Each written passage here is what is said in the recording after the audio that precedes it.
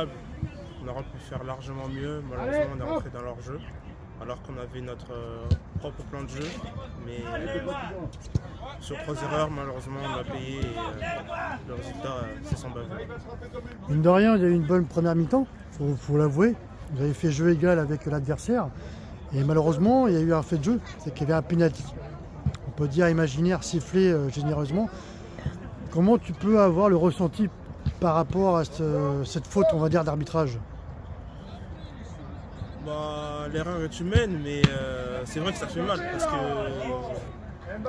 à la mi-temps il y a 2-1, alors que s'il y a 1-1, psychologiquement le match il n'est pas pareil. Donc c'est sûr que ça a fait mal. 1-1, on revient pas avec le même état d'esprit, mais maintenant cette saison ou même tout au long de la saison, il va falloir s'attendre toujours à des erreurs d'arbitrage. On doit faire avec malheureusement. Alors aussi, le fait de jeu aussi pareil, malheureusement contre nous, le carton rouge qu'a eu justement Harouna. Et après on se prend le 3e but qui malheureusement c'était un peu trop tard, mais il y a eu quand même une réaction.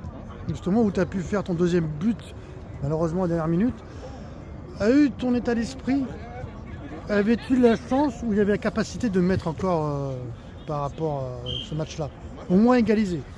Ah oui, bien sûr, il y avait la place. Il y avait la place parce que je connais la qualité du groupe et ma qualité aussi.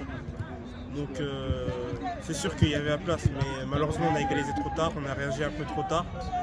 Parce qu'à 10 quand même, on n'a pas été trop dérangé. On s'est juste plombé à nous-mêmes dans le match. Mais c'est regrettable parce que pour moi on fait quand même l'un des meilleurs matchs de la saison et on perd quand même, donc c'est frustrant parce que le résultat est le même, on perd. Donc on va passer à l'autre match suivant parce que ça va arriver très vite contre le Pérou en bleu, l'adversaire qui est le premier leader.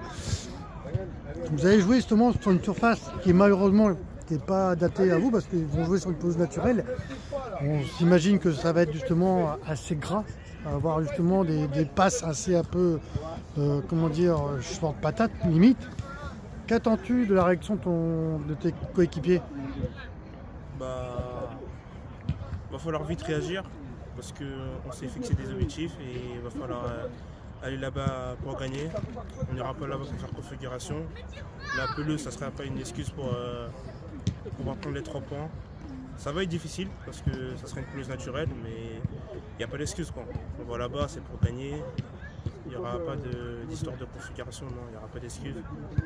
On joue, on prend les 3 points et puis après on repart. Et pour finir, un petit prono pour dimanche? Allez, 3-1 pour nous.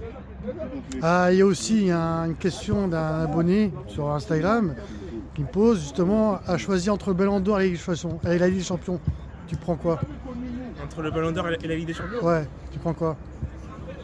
Mais si je prends le Ballon d'Or dans la saison, ça veut dire que je gagne la Ligue des Champions? Pas forcément. Bon. C'est juste une question. Le football, c'est un sport collectif, donc je veux dire la Ligue des Champions.